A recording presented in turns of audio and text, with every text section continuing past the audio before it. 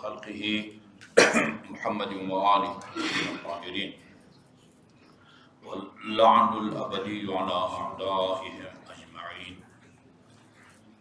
یہ بحار الانوار کی جلد نمبر 72 اور صفحہ نمبر 35 حدیث نمبر 24 ہے۔ یہ شروع کے راویوں کے نام حذف کرتے ہیں۔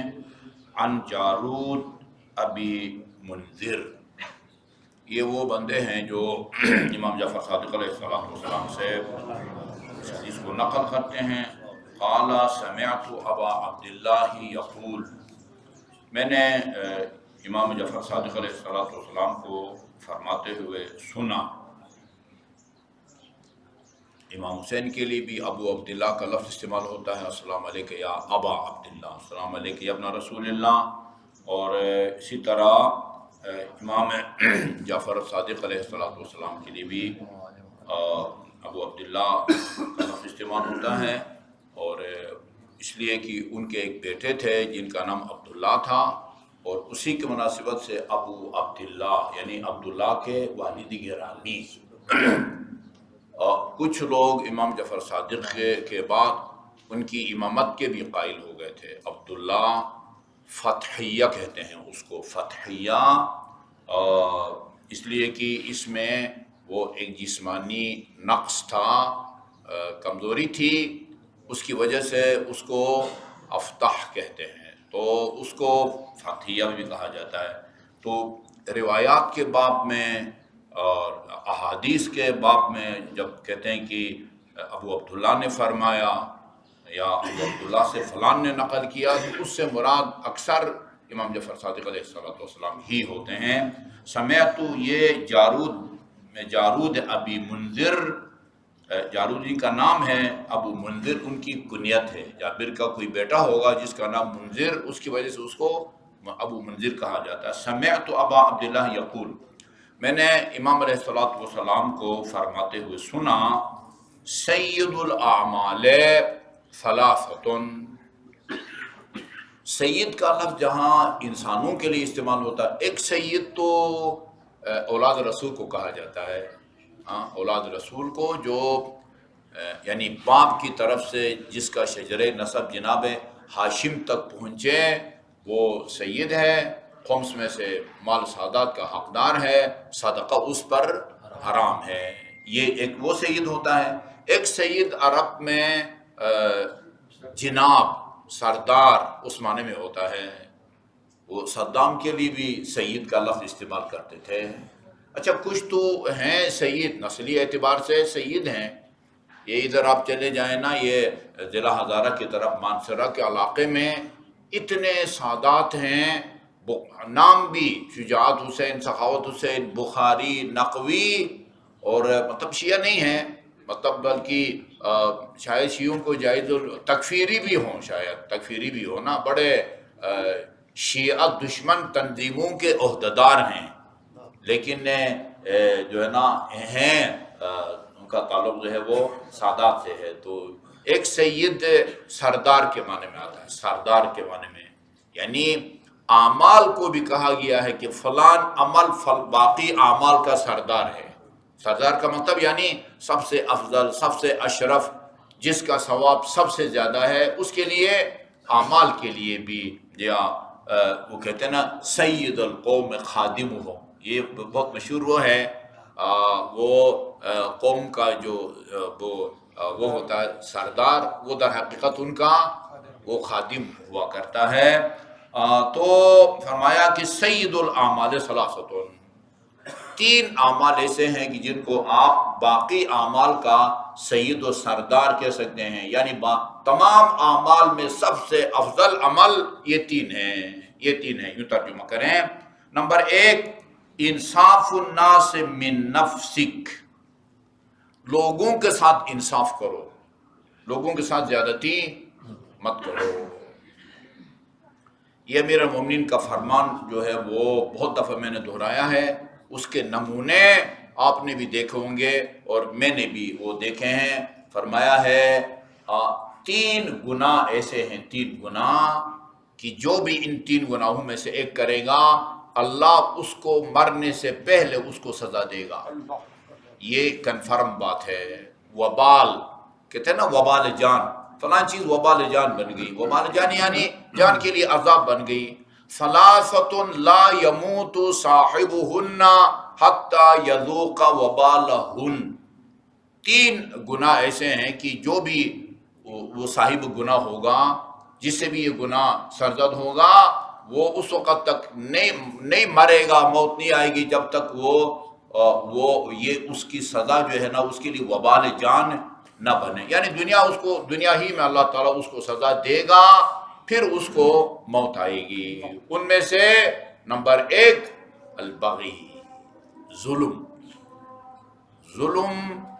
یہ قرآن کی آیت ہے، لا ترکنوا الی الذین ظلموا فتمسکم النار، ظالم کی طرف جھکاؤ مت دکھاؤ، ظالم کی طرف جھکاؤ مت دکھاؤ۔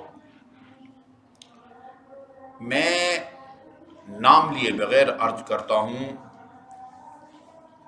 ایک صاحب کا کسی کے ساتھ جو ہے نا وہ کوئی جھگڑا چل رہا تھا، وہ گئے، مولانا صاحب کا نام لینے میں کوئی حرج نہیں ہے، گلبرگ میں میرے چچا زاد بھی لگتے ہیں، محمدی مسجد کے جو خطیب ہے مولانا محمد شفیع نجفی، حالی روڈ پر، وہ ان کے پاس گئے کہ یہ ہماری مدد کریں، وہ اپنے ہی کسی فیملی کے ساتھ ان کا کوئی جھگڑا چل رہا تھا، آپ ہماری مدد کریں۔ خیر انہوں نے جو سمجھایا بجایا، بھائی ہم کسی کی جانبداری نہیں کرتے، طرفداری نہیں کرتے، سائڈ نہیں لیتے وغیرہ وغیرہ۔ پھر مجھے انہوں نے فون کیا کہ وہ فلان آیا تھا اس توقع کے ساتھ کہ ہم ان کی مدد کریں اس معاملے میں۔ پھر انہوں نے مجھے واقعہ سنایا، بڑا عبرتناک قسم کا نا واقعہ سنایا، کہا کہ ایک عالم دین فوت ہو گئے، فوت ہونے سے پہلے انہوں نے اپنی بیوی سے کہا، بیگم صاحبہ سے، جب میں مر جاؤں نا اور مجھے کفن پہنایا جائے تو کفن کھول کے میرے چہرے کو نہیں دیکھنا۔ اچھا، نہ روکتے تو نہ دیکھتی ہے نا، نہ روکتے تو نہ دیکھتی۔ وہ کہتے ہیں کہ آدمی مریض تھا، کسی مولانا صاحب کے پاس گئے کہ میں نے بہت علاج کرایا، وہ ڈاکٹروں سے حکیموں سے دم درود ٹھیک نہیں ہو رہا، مجھے کوئی دعا دے دیں۔ انہوں نے ان کو ایک دعا لکھ کے دی، کہا کہ آپ نے اس دعا کو نا دعائے قنوت میں پڑھنا ہے، لیکن یہ دعا اس وقت اثر دکھائے گی جب دعا پڑھتے وقت خرگوش کا خیال نہ آئے۔ ان کا ٹھیک ہے، نہیں آئے گا۔ وہ دوسرے دن جیسے ہی ہاتھ اٹھایا، سب سے پہلے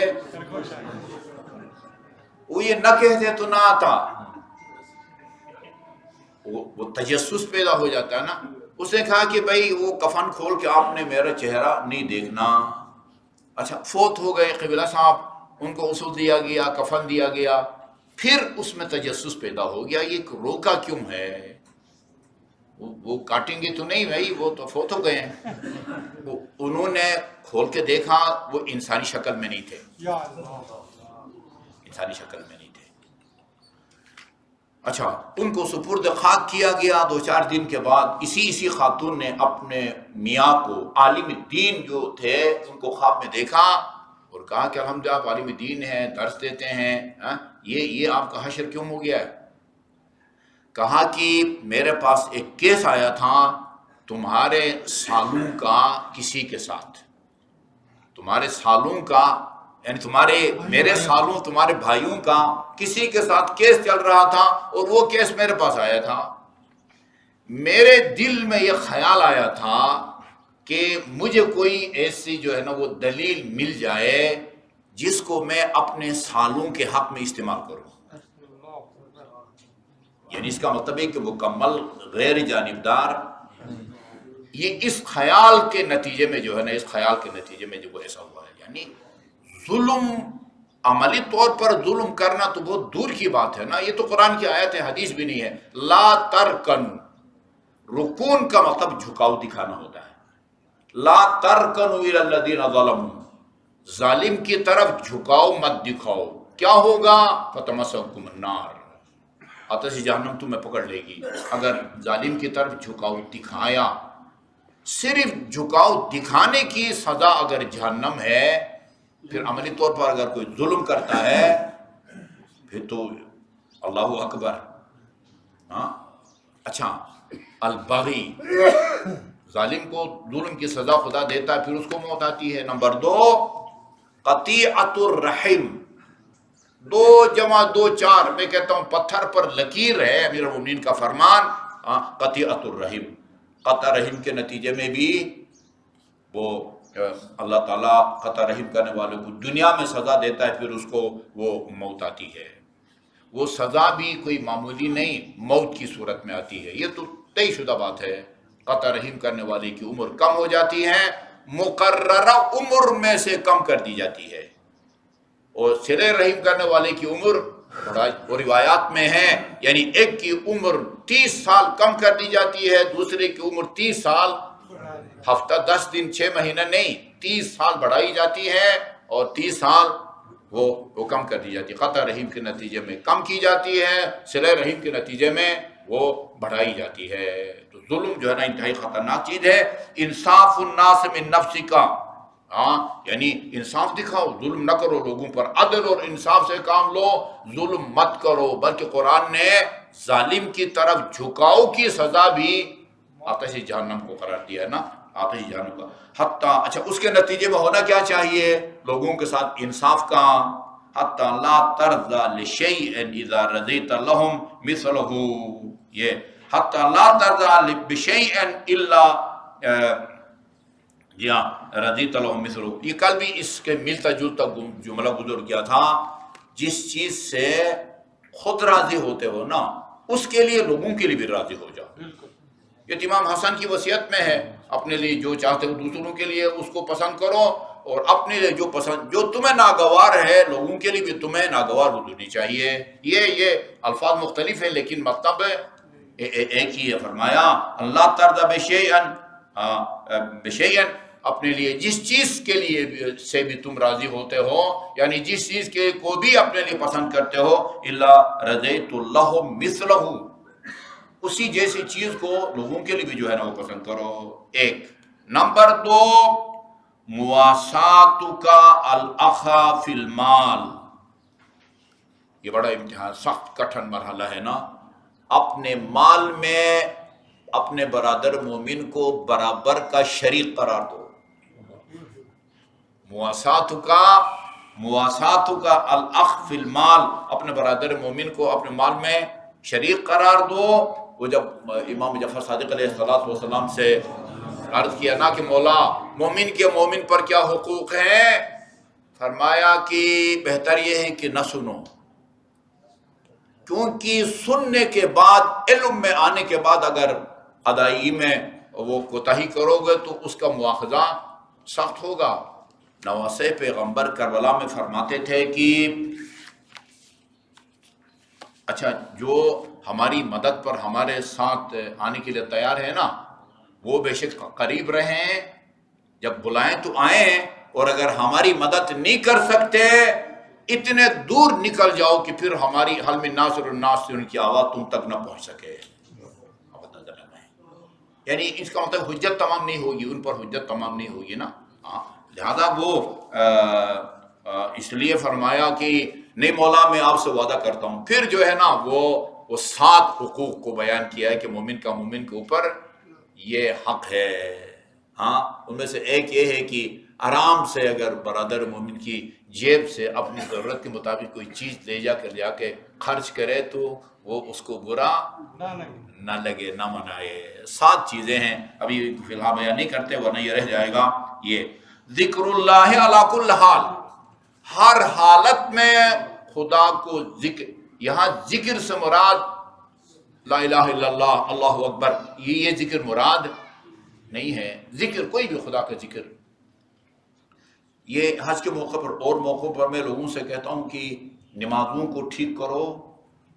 سبحان ربی العظیم و بحمد، عین ضین، سبحان ربی الاعلی، حمزہ پھر عین، نہیں نکال سکتے ہو نا، اللہ اکبر کتنا آسان ہے.